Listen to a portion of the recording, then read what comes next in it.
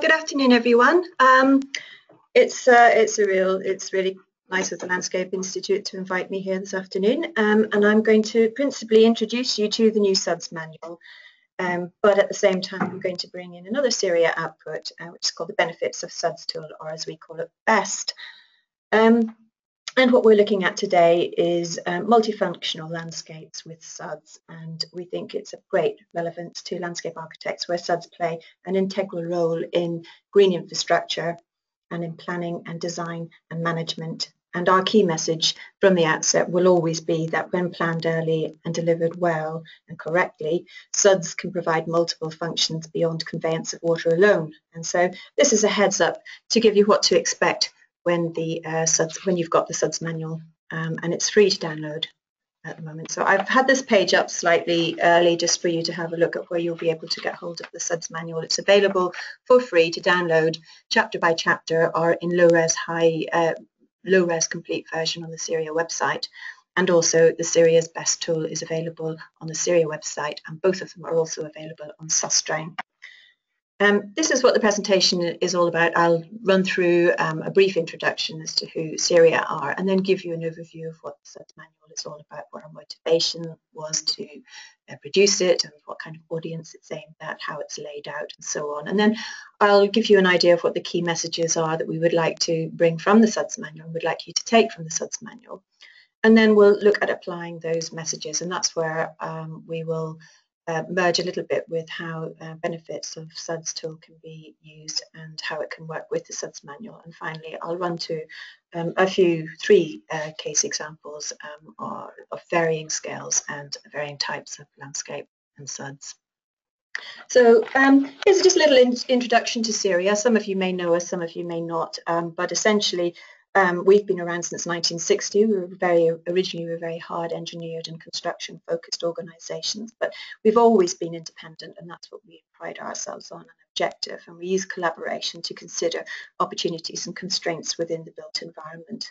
Increasingly over the last 20 years or so or more, CIRIA has become engaged in SuDS and green infrastructure, and there's a particular focus now on the science and technology of surface water management. We're committed to improving performance through our publications, trainings, events, networking, and so on. And we've delivered a range of activities and materials about SuDS over the years. We try to bring together different disciplines, especially in my area of SuDS, with the intention of encouraging the delivery of multiple benefits and multifunctional sites over and beyond the primary function of surface water drainage. And we have recently developed the SuStrain website as a free platform, so you can find anything you need to find about SuDS is on that website, and I'd encourage you to have a look at it if you haven't done already. SuDS offers, I believe as a landscape architect, it offers huge potential for collaborative design processes, particularly in the areas of civil engineering and landscape architecture, and it allows people to work together in a merging of these two particular areas. But there is vast scope for other disciplines to become involved through the planning, the architecture, the urban design, and so on in the development of SuDS. Going right back to how and why we're bothering, looking at the very high level areas of what we're looking at, the reasons are possibly threefold. It's because of urbanisation, population growth, and climate change, and all of these are very pertinent because many people are experiencing flooding as we speak today, and the impacts possibly of climate change. Looking at more intense rainfall, we're seeing that as we speak. Higher temperatures, we've regularly had 16, 15 degrees in the last month here in London, stressed habitats. And then of course we've got population growth, and with that we get increased water demand. And then we have urbanisation, which creates reduced land permeability, reduced areas of vegetation, therefore greater habitat fragmentation, and of course the added increased population densities. All of these are drivers behind why we're looking at improving SuDS and water management. A combination of these factors brings a number of severe impacts, including flooding, urban stress, urban heat stress, and pollution. As a consequence, through our research and the outputs on SuDS, we're seeking in some part to reduce these impacts, and that, I suppose, is our motivation, very broadly speaking. So SuDS won't necessarily prevent flooding, but it can help mitigate and prevent in certain situations, and very much so in alongside other preventative strategies. SuDS can also reduce the impact of urban heat stress through the cooling impact of water and vegetation, and it can reduce the impact of pollution through filtration of water at ground level and through use of vegetated systems on air quality. And more focused, why did we bother to update the SuDS manual now? Well, research for the original SuDS manual began back in 2005, and since then experiences and practices have evolved and improved, and there's growing recognition, I believe, that SuDS makes sense. And our guidance now reflects that improving practice and science, and it's not stopped. It's a moving bar. The science and the material and evidence that's coming to us is changing and improving all the time. And we have to draw the line under it somewhere to get this thing published, but we need to support those who are planning, designing, constructing and approving and eventually maintaining SuDS. And there's also growing acceptance that SuDS can provide multiple benefits and it can provide value for money, and therefore SuDS can become a very attractive proposition. So one thing to note is that the manual isn't legislation, because the manual can't force anyone to implement SuDS, but a key message will always be that with effective engagement, the right design team, SuDS can be delivered on any site. So overall, the high-level aims of the manual are, as you see on the screen. From the outset, the targets and aspirations for the SuDS manual were very high, and originally it was considered that it would be an update of the 2007 manual release. But as time has progressed, and for these aspirations to be achieved, the project did effectively become a rewrite. We looked at technical leadership and invited some very high caliber people to come and sit on our project steering group, which consisted both of corresponding and active members of about 60 people. We took in expertise from outside that steering group, and we built upon the latest evidence, research and guidance at that time of writing it. And guidance is now to be used for present day, but also something that has some kind of legacy that can be brought into the future as well. We want the SuDS manual to have messages that can be used and taken internationally as well as in the UK.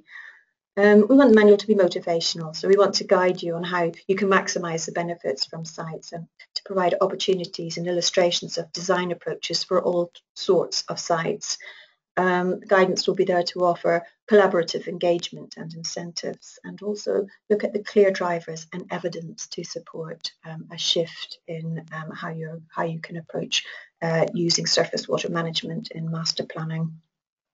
It also needs to be supportive, so we've provided a comprehensive design example that covers many different eventualities that you would come across when you're planning for SuDS. It also provides checklists for designers, approvers, adopters and maintainers, and guidance on SuDS delivery for a variety of challenging sites and conditions. It's also, our attempt has been to make it clear, to make it consistent, and for designers to adapt what they find in the manual to their own bespoke sites and solutions.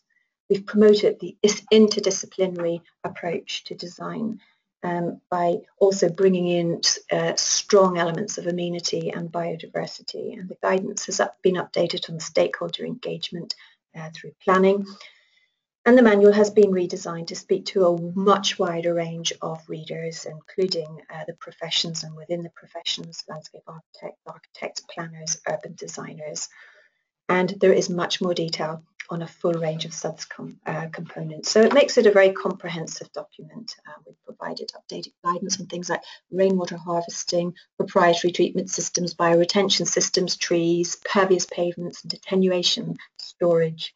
There's also further guidance for dense urban environments, for road drainage, contaminated land, low infiltration areas, steeply sloping sites, and we look at materials, landscape materials, community engagements, costs, benefit assessments, and health and safety. And finally, we want it to be inspirational, and we hope it will offer insight and inspiration to those who may never have designed or considered using SuDS before.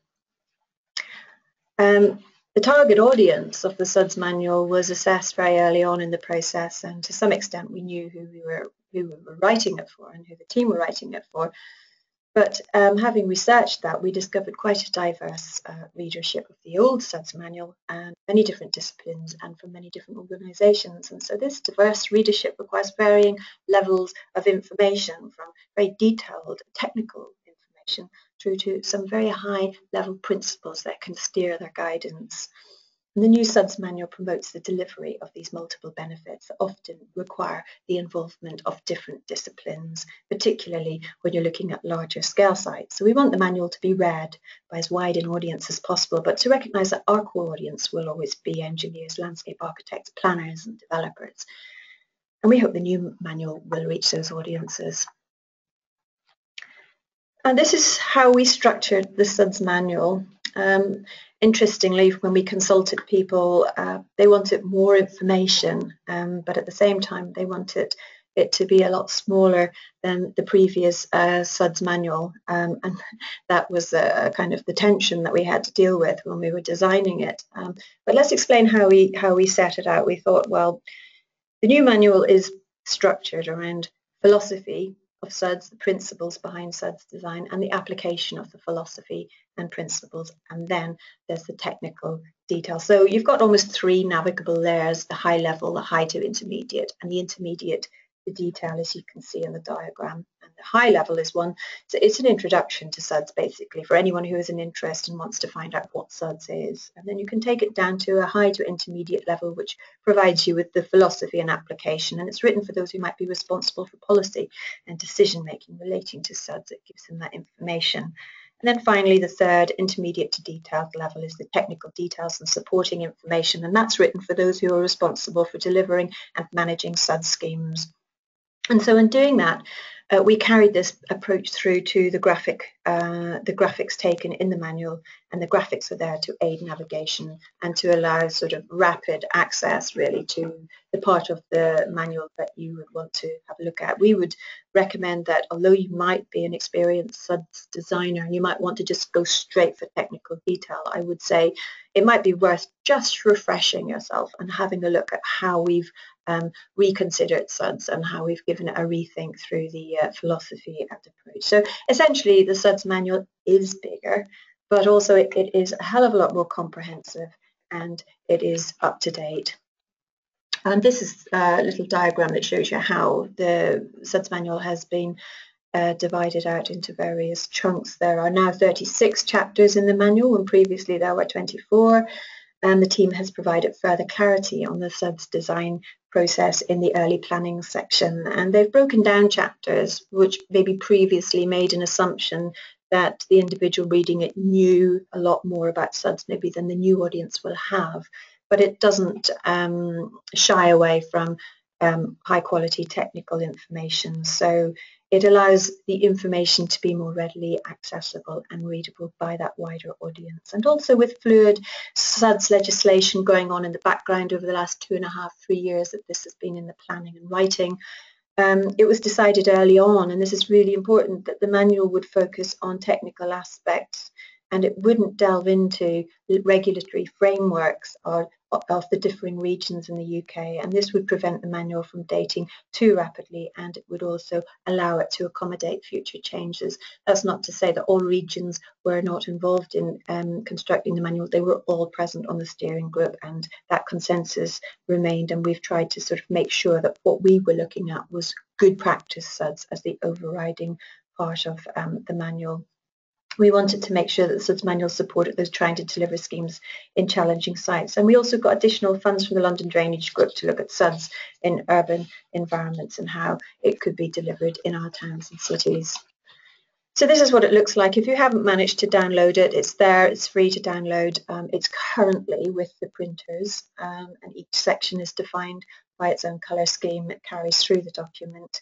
It's unlike other CIRIA published documents where they've been black and white. This is a fully coloured document with its own graphic layout.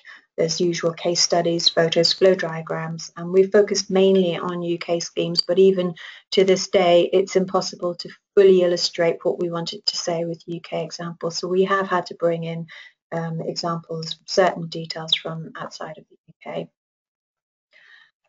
This is what each sheet and opening chapter would look like. It's clear to follow, and each one follows a pattern and a process.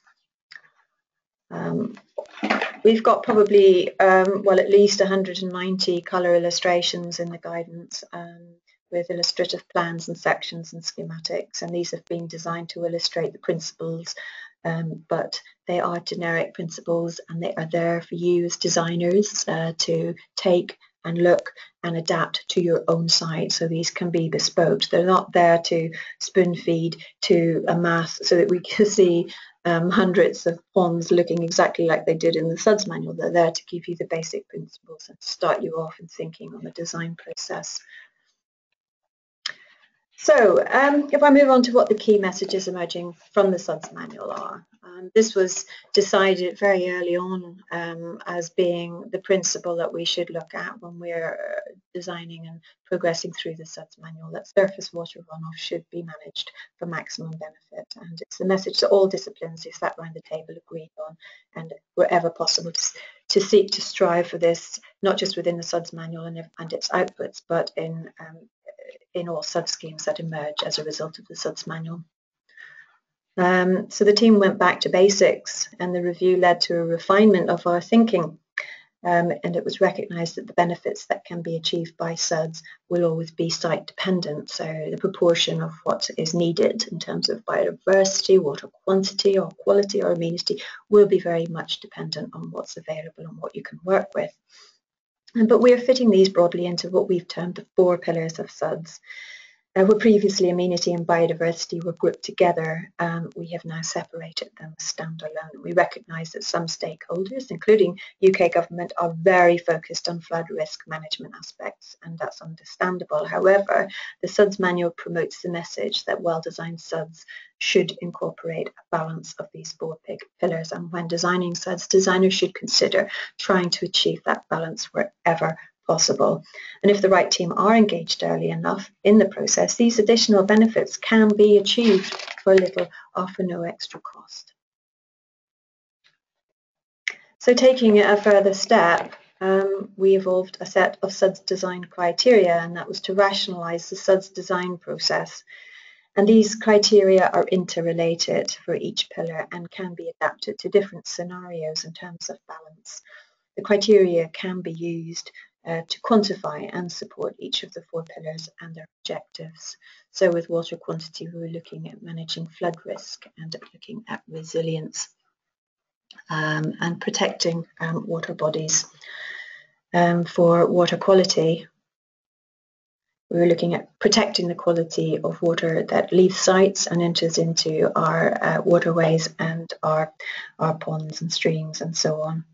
And then for amenity, it was all about urban living, about improving quality of life, integrating climate resilience.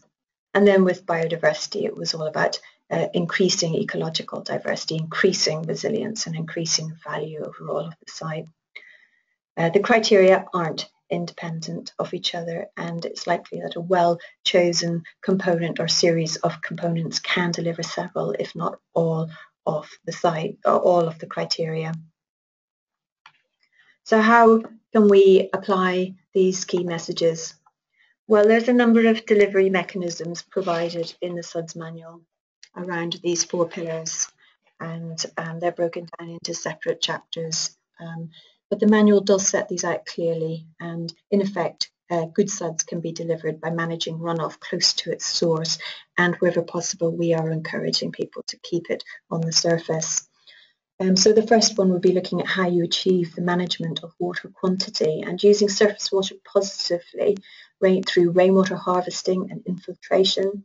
Also looking at discharging to surface waters is prioritised to discharging into pipes. The rates and volumes are controlled by SuDS components, and they can be done so by managing water on the surface, which helps also visually to monitor the flood risk. It's visible and therefore you're more responsive.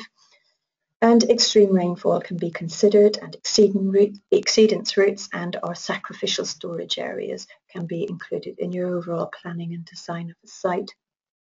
And then we looked at achieving the management of water quality. It's about good site management and housekeeping effectively to prevent runoff picking up pollutants. And it's about managing that runoff from the smaller rainfall events to mitigate most problems, most occurrences of pollution, which often happens in the first flush of rainfall. And also it's about the inclusion of appropriate treatment to manage potential pollution risks from runoff. And again, it's all about source control, the management train and keeping those components on the surface, and that will all help. Then looking at amenity, that's all about integrating SuD schemes into the wider landscape, about providing multiple uses within that landscape and creatively using SuDs to seamlessly form part of the landscape, and by designing landscapes to integrate SuDs into wider functionality as social and pleasing spaces, rather than having a SuDs component stand out like a sore thumb, making it part of that landscape. Good SuDs design can enhance the multifunctional aspects of local amenity, including things like boundary definition and active and passive recreation and leisure facilities. And finally, looking at biodiversity, there are great synergies obviously with amenity, but biodiversity has sufficient clout as a quantifiable measure that can stand alone in the design process, more so now maybe than when the first manual was written. And consideration of the species and the wider habitat enhancement and creation in a SuD scheme should support local biodiversity objectives.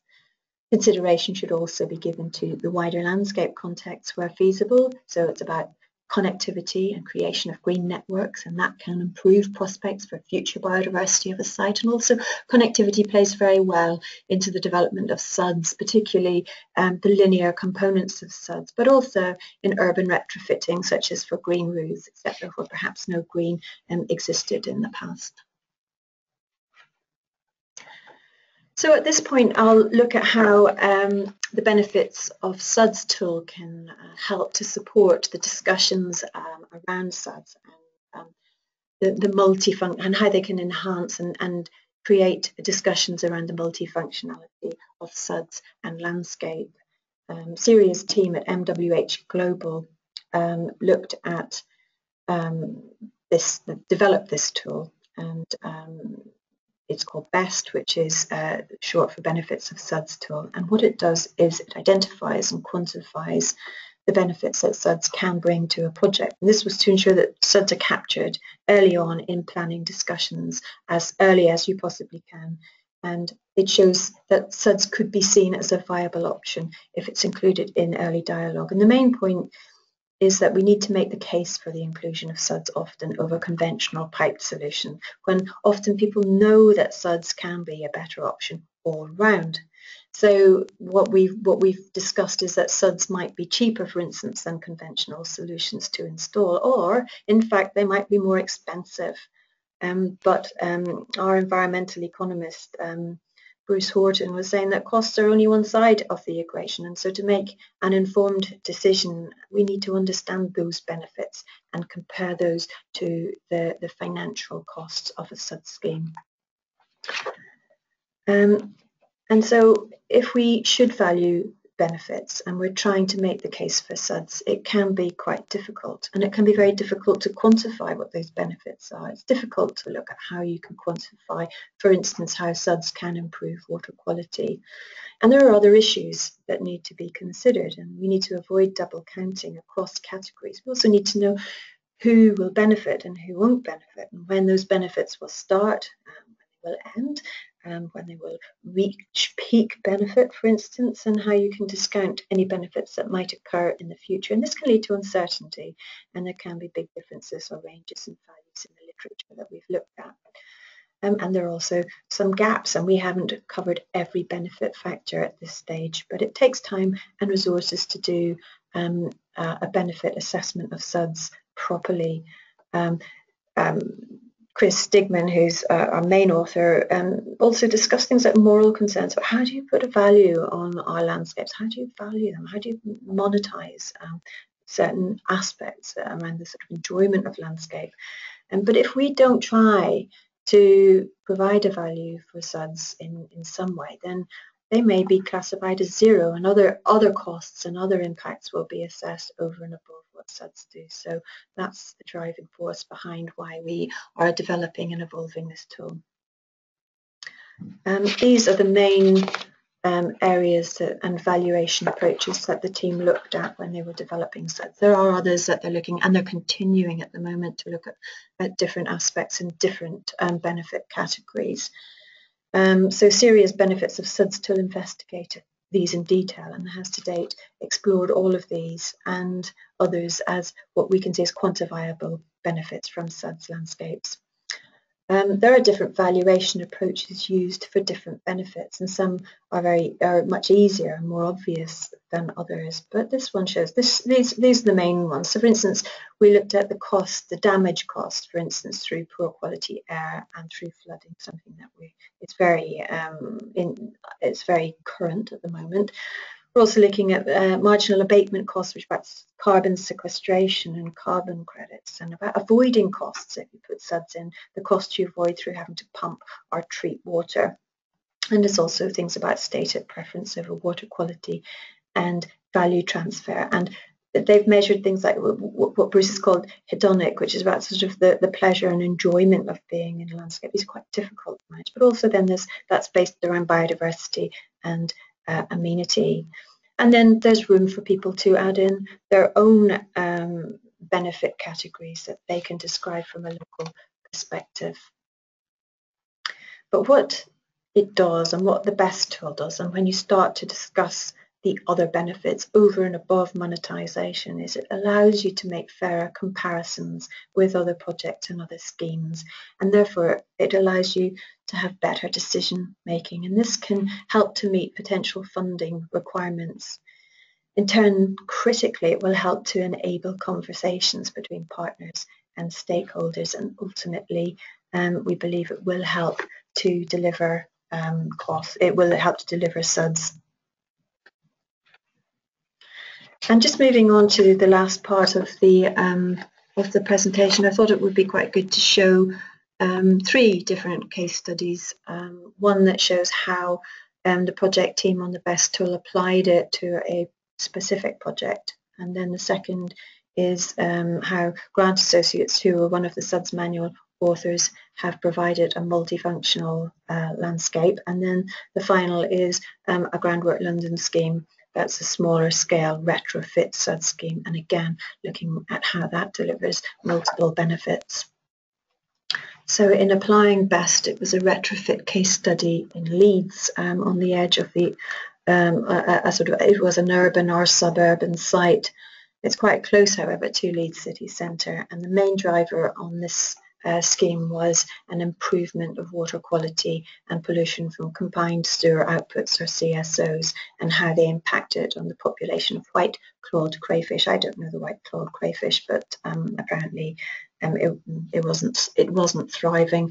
So the red dots show the location of these CSOs on this site.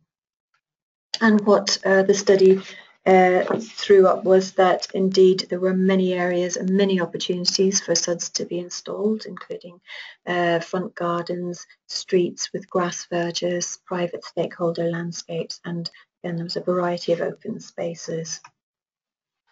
And what the team looked at then were 4 scenarios, 4 options. One was conventional drainage, pipe drainage. One was conventional plus additional storage capacity, and then one was introduction of SuDS in public open space, and then the final one was looking at a combination of SuDS schemes on both public and private property, with the range of options and measures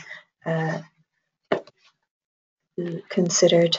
And then this shows what some of the schemes that were proposed as a result of the study, with downstream defence, geocellular storage, a combination of detention basins in open spaces, as well as biofiltration swales installed along the highway. And the tool can throw out a number of different results, but the conventional options on the left comparably have a lower or comparable upfront cost, but the benefits achieved from doing the conventional solution are low, so the net present values are shown in red. But it's only the third option, which indicates SuDS on public land, that has positive net present value. So it's actually moving into positive, where all the others are seen as negative. So conventional plus storage offers very little net present value. And we can make a much better business case for SuDS if we can understand and assess not just the costs, but also the benefits. And in fact, if we don't assess those benefits, the wrong decision can often be made, and it can be under or over invested in different and in the wrong areas. So BEST is one way to identify the most efficient and best value solution, but it also helps to identify who might benefit, and then that in turn can lead to identifying new funding opportunities. So this tool is in its first iteration, and it's free to download and to try. It's very useful for the medium to large scale sites, and you need to come to that tool armed with sufficient upfront information to be able to feed into it. But it's well worth giving a try, and it will go through a variety of iterations between now and the early part of next year. So if there's any feedback, there's opportunities to get back in touch with CIRIA if you've got any thoughts or any comments on it. So do please have a look at it.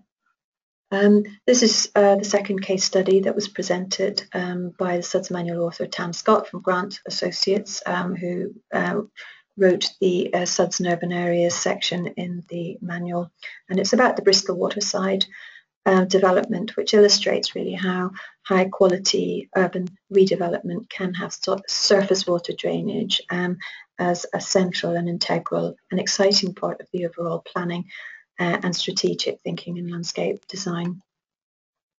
And then you can see how SuDS become part of the urban fabric in a way that provides multiple benefits with amenity and biodiversity, given as much status to water quality, water management and control. And it's all about that seamless fitting into the landscape seamlessly and working with the water as features and details and not against it. And then the final case study is the Life Plus project from Groundwork London and in partnership with London Borough of Hammersmith and Fulham. And this is an EU-funded project, and it started off with, I think Groundwork were assessing a number of sites across the boroughs, the two boroughs of Hammersmith and Fulham, and identified a range of housing sites.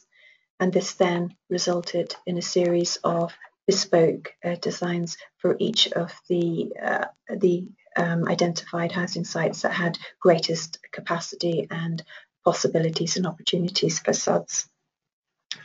What this demonstrates actually is that you can change and revitalise small-scale landscapes through retrofit SuDS, use of swales, use of small detention basins, and you can incorporate that with improved, with additional benefits of improved access and improved movement, and you can create greater amenity and a nicer space, but at the same time use that to accommodate SuDS. And the details can be small-scale interventions and can look very good and can work very well within an existing framework and an existing landscape. And it's I think this is a very good low-key, low-cost approach to managing surface water. So finally, what have we got next? Well, hard copies of the SuDS manual will be available mid-January 2006. I would say if you are a person that designs SuDS regularly, then a hard copy would be a very useful document to have, because it feeds from one section through to the other and cross-references. As I said earlier, BEST will have updates over the coming 4 months. CIRIA are continuing to develop further training in SuDS, and the new training program will be based around the new SuDS manual, and that's happening now. There will be new guidance issued over the coming year on currently working on SuDS and construction for contractors, but also looking at SuDS and planning. And our other projects will be looking at things like assessment and accreditation of SuDS schemes and capturing maintenance approaches. So thank you all very much. And if you've got any questions, please feel free to either write them down or to maybe put your hand up signal, and I can, if you want to put your hand up, then I will hear you speak. If you want to write it down as a question, I'm more than happy to read it out and respond to it. I hope that was useful. And please go to the Sustrain website, and you can download those materials and many, many other SuDS materials if you want to, and it's for free.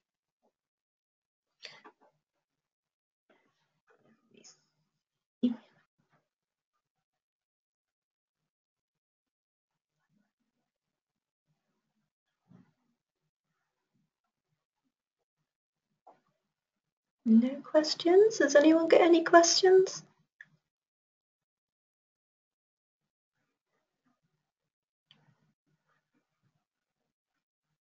Oh, Andrew, you've got a question. Hello, Andrew Burton. Can you hear me? Hello, can you hear me? You're a Yeah. little bit fuzzy, but if you ask your question, I'll see if we can help. Okay. I was just wondering, I work for a local authority, and the question about adoptions and maintenance in a climate where we have very little money for maintaining such schemes and things like that. Oops. I wondered if there's any sort of guidance on how we can actually convince those that will be implementing a SuD scheme that there can be a cost-effective way of creating a landscape that isn't going to be an expensive maintenance burden. There is a section in the SuDS manual on maintenance, certainly. It's not going to be targeted specifically at current costs. It's probably the same way as you will have to convince people about implementing any form of landscape, and that maintenance and adoption element is certainly one area that is ongoing, and I think it's just something that, you know, with better implementation of SuD schemes, with improved knowledge and improved recognition of what they do and how well they perform, then there may be greater uptake. But that's something, again, that CIRIA are looking at trying to bespoke some further guidance on, but it is touched on in the SuDS manual as a part of the supporting section. But there's no one size fits all on that, and we know that's a continual problem. Yeah, great, thank you. Have a look at it, but there's opportunities to feed back to us through our SuStrain website. If you want to discuss anything and, you know, open up discussions on it, please do so, because I think, you know, that's going to be one of those issues that will continually inform discussions, but it'll also inform us if we're seeking to take that to further research and to just further guidance on that. Yeah, great, thank you. Okay, Andrew, thank you. I've just got a question here from Robert Sewell. So is the download SuDS manual is here? Yes, the SuDS manual is here. It's free to download on the SuStrain website and also on the CIRIA website. I've got something here. Are there any, this is from Robert Sewell again. Are there any forms of SuDS that are entirely maintenance free? Well, nothing is maintenance free, and any landscape or any building, any structure will always require maintenance. So there is nothing that is entirely maintenance free. In order to keep things functioning, they need to be maintained and looked after, and that's not an unusual thing to ask for. I'll just check and see if anyone else has got their hand up. Is there anyone else that's got any further questions?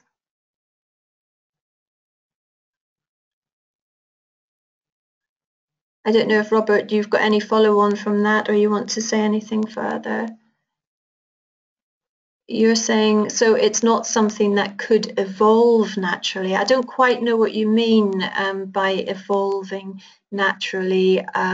If it's there to serve a quantifiable purpose, then it does need to be checked. It does have a primary function of removing water from where we don't want water to be. So if it is allowed to clog up, or if it isn't managed properly, then that primary function may be curtailed. So you do need to keep an eye on SuDS. SuDS is it is a drainage, a form of drainage, and it therefore needs to have the same level of monitoring as any drainage. But the good thing about SuDS is you can see it, so you're not having to try and guess what's happening below ground. So again, you know, because it serves that function, it needs to be managed and monitored to serve that function.